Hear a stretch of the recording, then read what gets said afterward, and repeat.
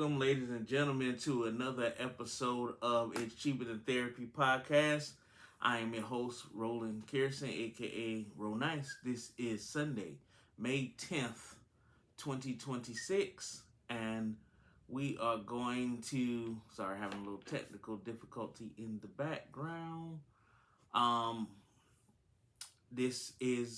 We're going to start off our financial literacy campaign this week. Have a little conversation about that and talk about some other, not so serious topics. So let's just dive right in. This is not going to be a long video. It will be up on Facebook, YouTube, Rumble, and Spotify later on today. So with financial literacy, it's going to be a multiple part series. I'm just talk about do's and don'ts as far as what you should and should not do when it comes to making large financial decisions, especially when you're going to do things like financing, especially coming from a place as me being a real estate agent. I'm going to definitely come from a different mindset. So let's dive into that. I'm gonna start it out light on the financial literacy side. So one big thing about financial literacy is credit and what's on your credit report.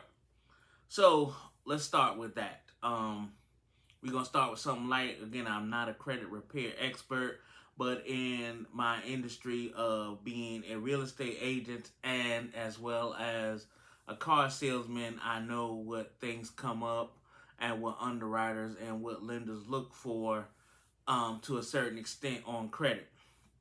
But let's talk about cleaning it up. So first and foremost,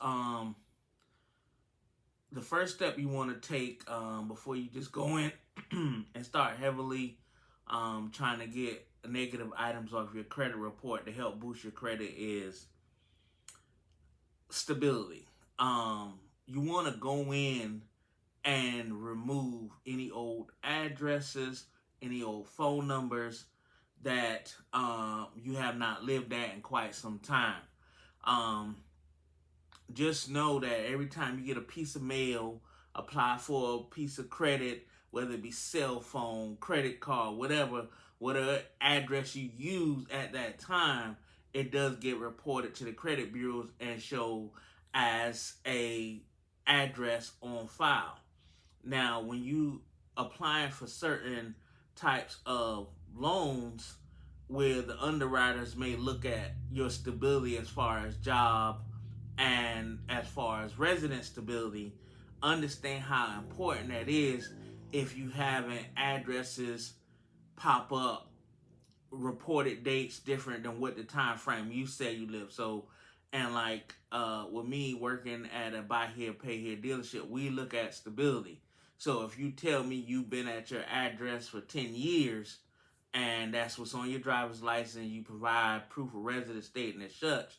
But when I look at your credit report and I see 7 addresses that have reported within that 10-year time frame that's different, with different amounts of time that you've been there, understand underwriters can look at it as a lack of stability.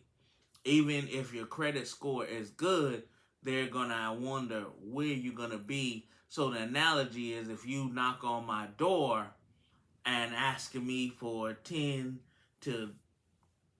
million, I want to look at where you've been, because that can dictate where you're going. That can also dictate how well you are going to pay me. So people, when you first starting, if you haven't started with a credit repair agent, you can do these things on yourself through the Experian, TransUnion, Equifax app. You can delete addresses and phone numbers that can help you in the long run as showing stability that you've been at one place for a certain amount of time. So, try not to use mom's and dad address, family members address. or even a significant other, girlfriend, boyfriend, etc. address when you're applying for things, or even getting things mailed to them, because that stuff gets reported, and then then you wonder why certain family members are coming to you saying, hey, I got an email or letter from you from a collection agent stating that you live here or you use this phone number. So get those cleaned up. That does affect your credit score. It doesn't make the numbers jump in large amount, but that is a good place for you to start if you're not trained and or know the ways of trying to repair your own credit or dispute collections and have things removed. So that's something I would suggest to everyone at least start with, getting those old addresses and phone numbers wiped out.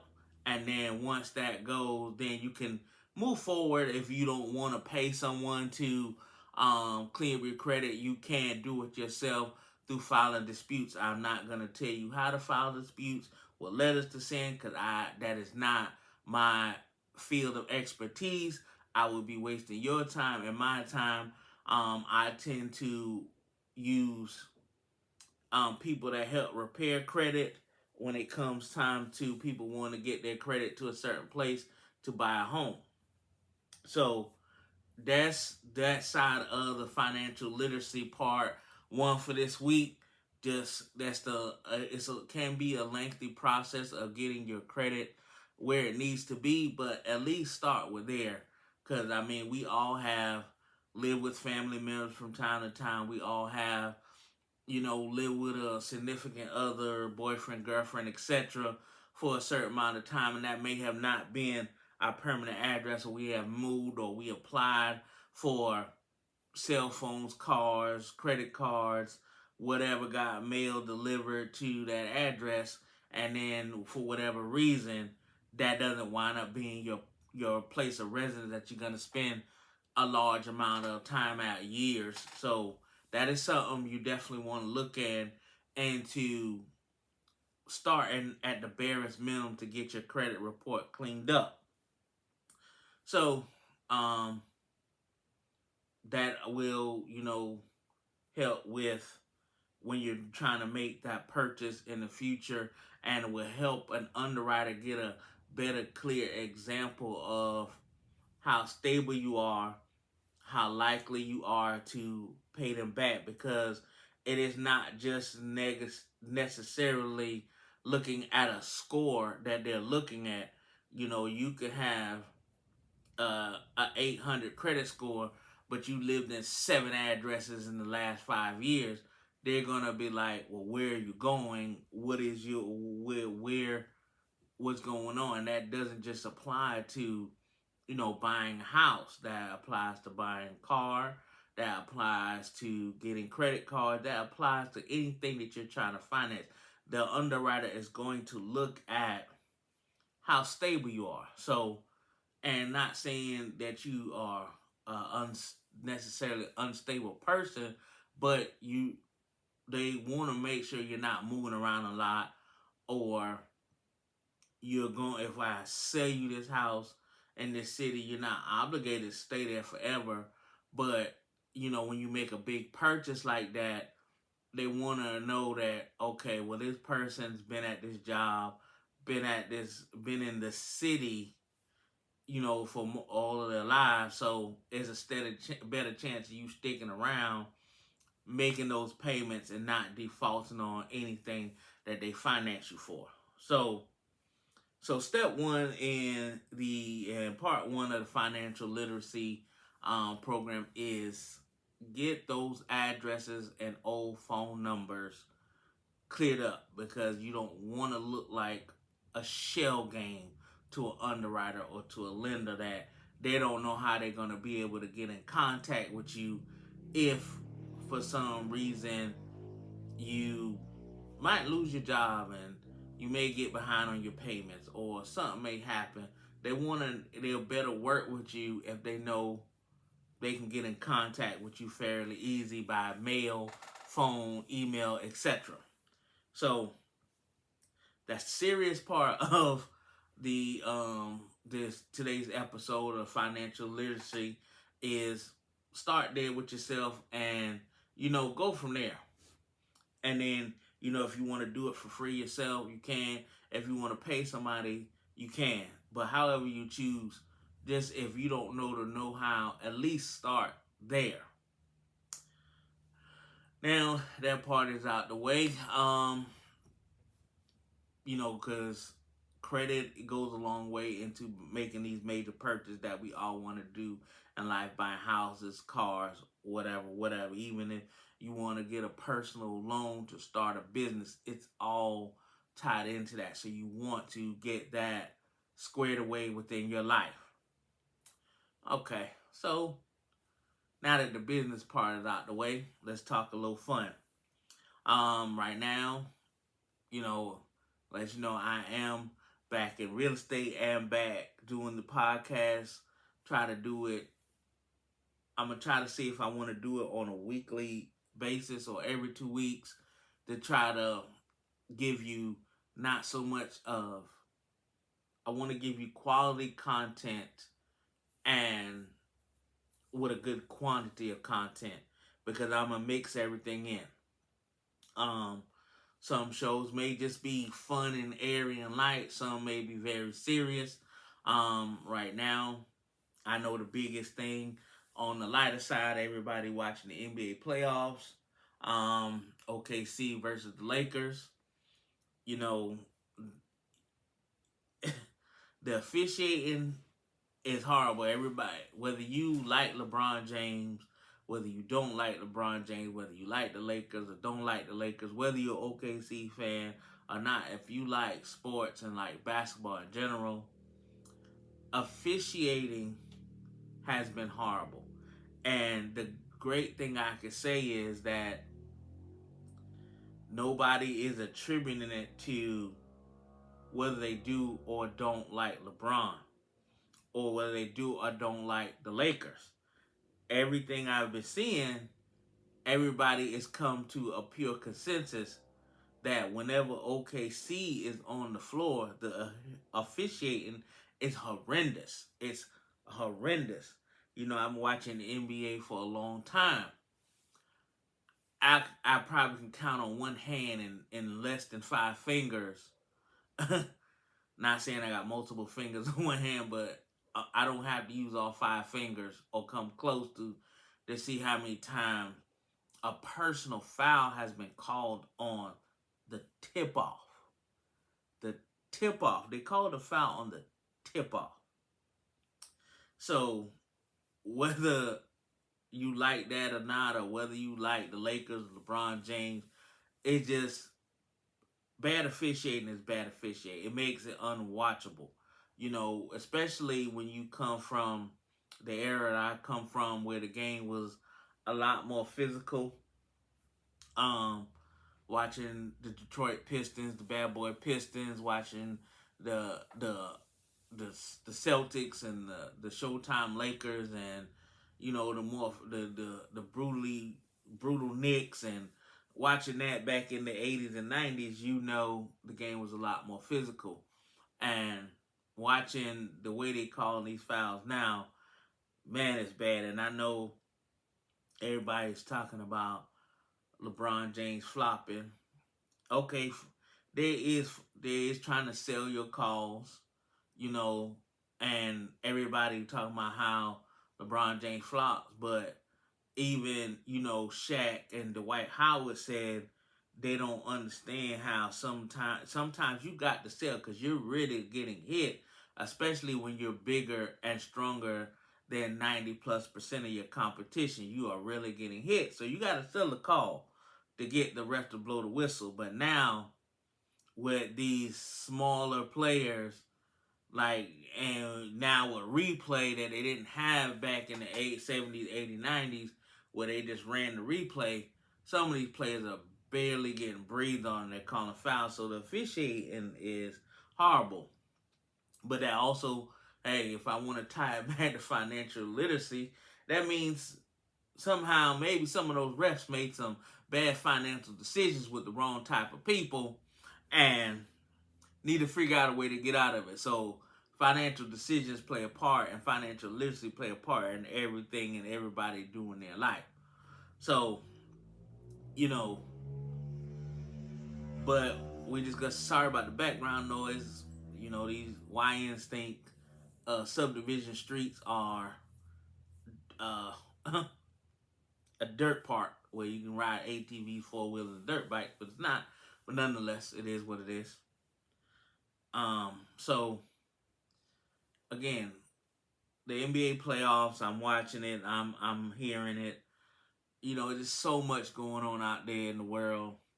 You know, we talking about the airplane that hit the truck, the person that got sucked up to the airplane engine, gas prices. There's so much serious stuff in the world. I'm trying to keep everything light and airy because, you know, everybody tells me I should talk about the controversial stuff, and I will. But it's, to me, it's, we already got enough negativity going on in this world that don't need to be focused on by every single podcaster, blogger, on every social media outlet. It's all you see. You know, we could talk about the incident that happened at Percy's and Willie's in Florence, South Carolina.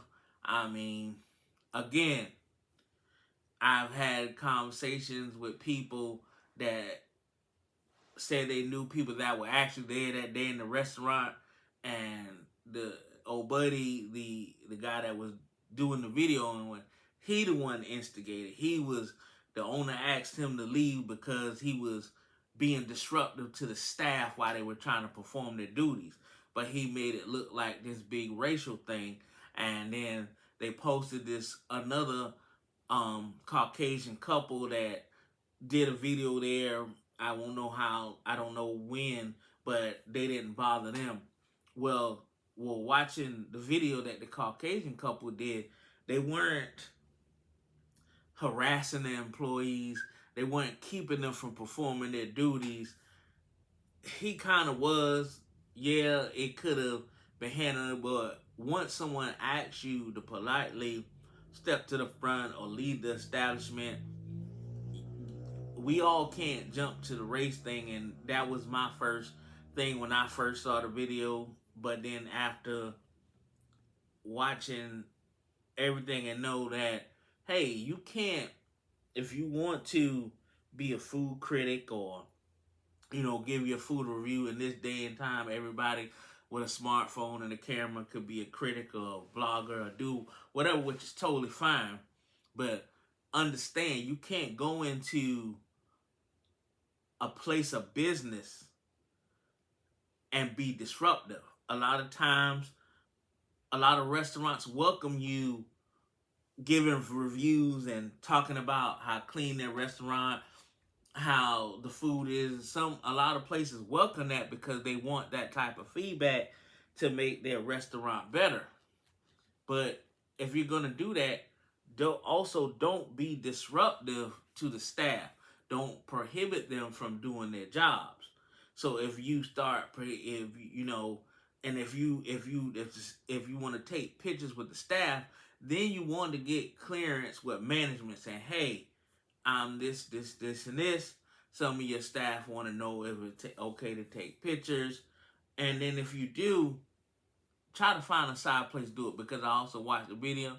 He was going around interacting with the other customers, you know, just in their faces, not to be negative or aggressive, but again, some owners don't want you to be that seen, or don't want you to be bothering their other customers. And like I said, he wasn't bothering in a way that was so negative or hurtful or harmful. But at the end of the day, sometimes we all done been out to eat. You know, who wants to be shaking hands with a stranger, or, you know, a stranger stand over them asking them how they food while they're eating their food with a video camera in their face? It's not always for everybody. So, like I said, there's so much going on in the world today, good, bad, and indifferent.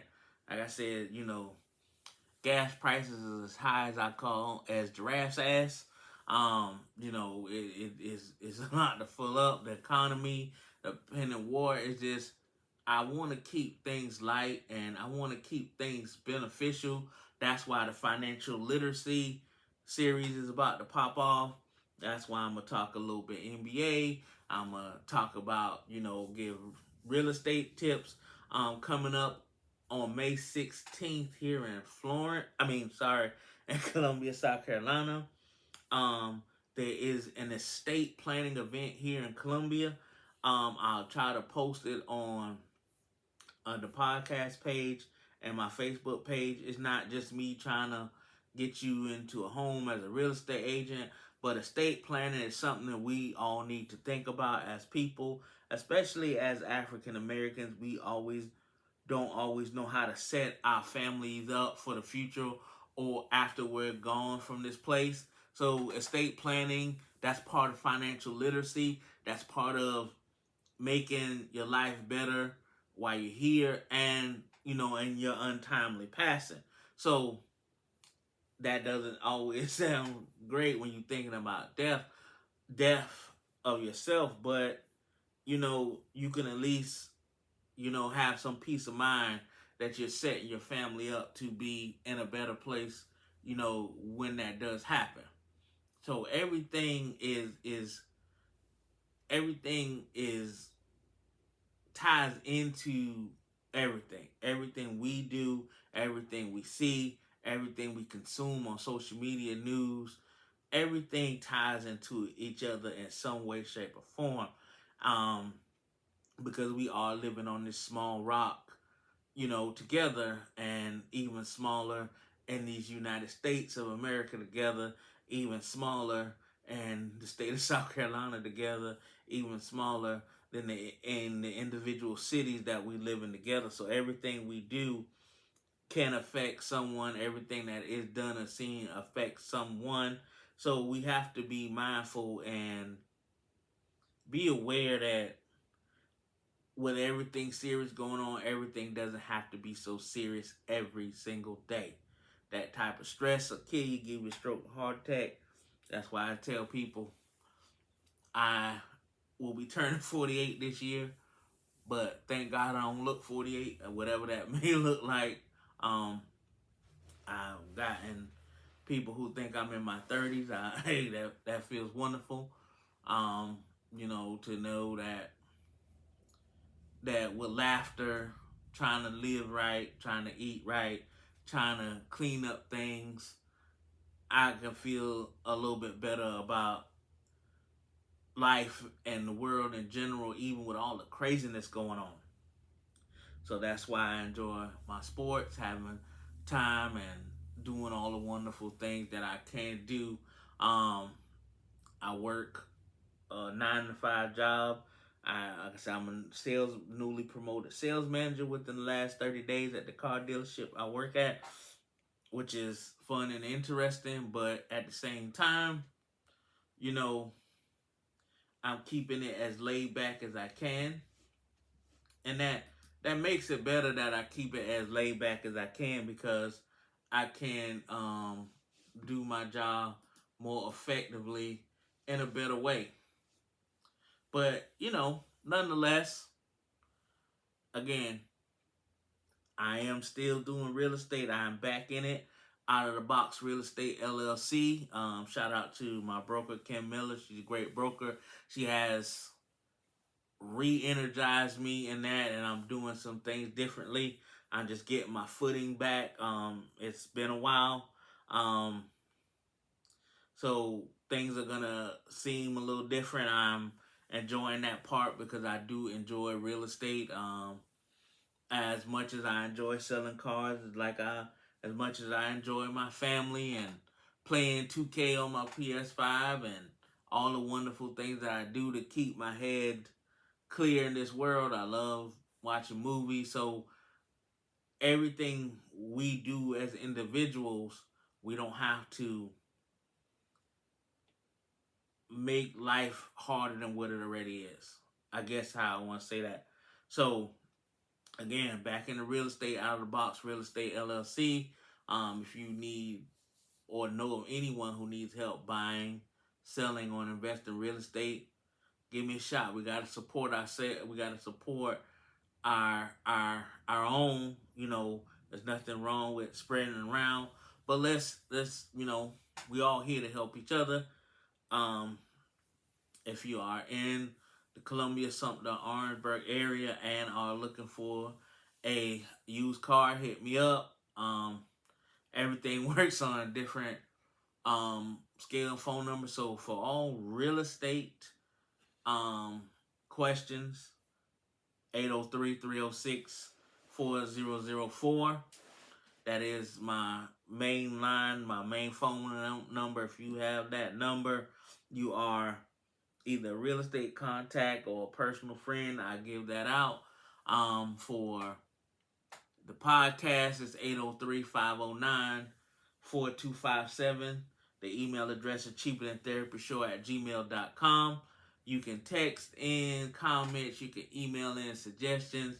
I'm asking everyone. It costs you nothing to like, share, comment my page, to subscribe. It costs you absolutely nothing. I ain't asking for nothing but your support, and that's free. And I'm gonna get back to setting up, shouting out small businesses to help them grow, because that's what we all need to help ourselves grow in whatever endeavors we are doing. We need that village to raise our businesses, to raise our network, and raise our net worth. We have to support each other. I know everybody feel like there's gatekeepers out there. Trust me. You want to know something? Hit me up. You about real estate, about cars, about finance. If I don't know the answer, I'm going to get that answer for you. But again, this video wasn't meant to be this long. I'm gonna wrap it up. Financial literacy, part 1 again. Clean up those addresses and phone numbers from your credit report. That I know it seems small, as opposed to getting collections and late payments off, but it does affect your score. It is, a starting process to a more lofty goal of getting our credit cleaned up, because we all done been through struggles. We all done had things happen that cause our credit to take a dip. Let's start there. You could take that advice. You can always look on social media for credit repair specialists if you want more expertise than what I can give you as I go through these financial literacy steps. But at least start there. Take a shot. It's not going to hurt you. NBA playoffs is again on today. I think it's Knicks 76ers is on. So if you guys want to watch that, enjoy that. I know a lot of us are all waiting to August to football. But again,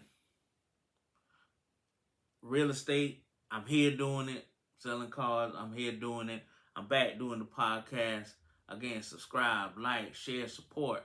I'm not asking for no money. Just a subscribe and support and share and comment. I got the comment field open. You can give any feedback through the YouTube page, which is at Cheaper Than Therapy Show. At Rumble is at Cheaper Than Therapy Show. Spotify. You can hit me up on the Facebook page for the podcast, or my Facebook page for real estate. My Facebook page for real estate is Roland Kirsten.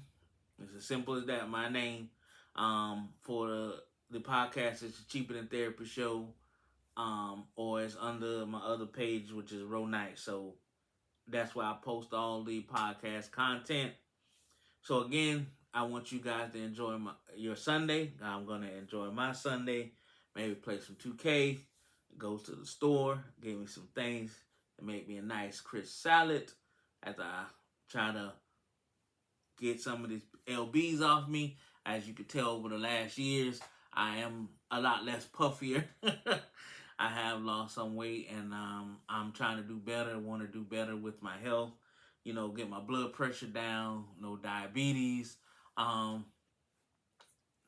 And if anybody knows any way, natural way to not have to deal with blood clots or pulmonary embolisms, please let me know. I know eating healthy and living right is a good start, but I would like to get off this medicine that I am on. That's a little bit personal into my life, but hey, at this time, I'm going to go with this podcast. It's going to be personal. It's going to be business. It's going to be sports. It's going to be love. It's going to be life. It's going to be laughter. But you guys have a wonderful Sunday. And again, like, subscribe, share.